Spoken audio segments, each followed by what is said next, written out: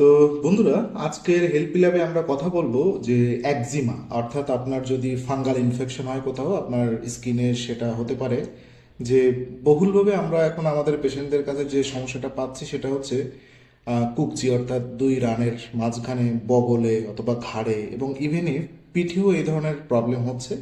Eczema, চুলকানি, এরকম গোল গোল দাগ হয় মাঝখানে এবং সেখানে পানি পানি থাকে ভেতরে। তো এই সমস্যা থেকে আপনি উত্তরণের জন্য কি হোমিওপ্যাথি অ্যাপ্লাই করতে পারেন? তো দেখুন, এখানে আমি যেটা বলবো সেটা হচ্ছে এই যে মার্কসল 200। ওকে, মার্কসল 200।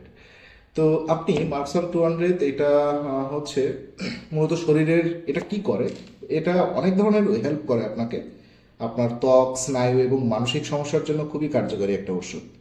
তো এছাড়াও এর আরও কিছু ব্যবহার আছে। আপনি যদি আপনার শুধু একজিমার জন্য এটা ব্যবহার করেন সেক্ষেত্রে আপনার আরও কিছু ক্ষেত্রে হেল্প করবে। যেমন ধরুন, আপনার অতিরিক্ত ঘাম হওয়া, বিশেষ করে হাত পায়ে, দেন মানসিক অস্থিরতা, ভয়, সন্দেহ প্রবণতা, যেটাকে বলে অ্যাংজাইটি, দেন স্মৃতিশক্তি দুর্বলতা ও নার্ভের সমস্যা যদি থাকে, দেন এছাড়াও যে অনেকের আছে যে মুখে গন্ধ বা অতিরিক্ত লালা চলে আসে কথা বলার সময়, মুখ দিয়ে থুতু বেরোয় আসে, তো তাদের ক্ষেত্রে মাক্সহল এই 200 এটা খুবই উপকারী।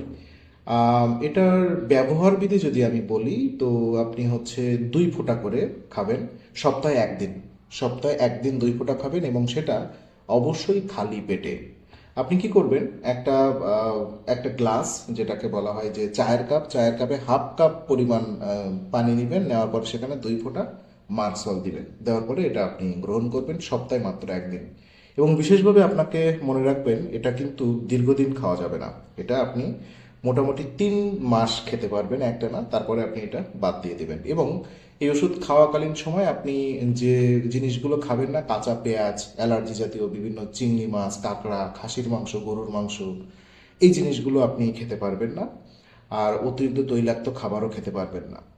ঠিক আছে, চর্বি, দেন তরকারিতে আপনি তেল ব্যবহার কমাবেন। আর যে ব্যাপারটা, ওই যেখানে আপনার ফাঙ্গাল ইনফেকশন হবে ওই জায়গাগুলো আপনি একটু পরিষ্কার করে রাখবেন সবসময়, কিন্তু সাবান ব্যবহার করবেন না, জেনারেলি পরিষ্কার করবেন। ওকে, তো ভালো থাকবেন। সেই পর্যন্ত আমরা নেক্সট ভিডিওতে আসবো। আপনারা কমেন্টে জানাবেন আপনাদের কি প্রবলেম, আমরা সেই সমস্যা নিয়ে আপনাদের কাছে সলিউশন দেবো। ধন্যবাদ সবাইকে।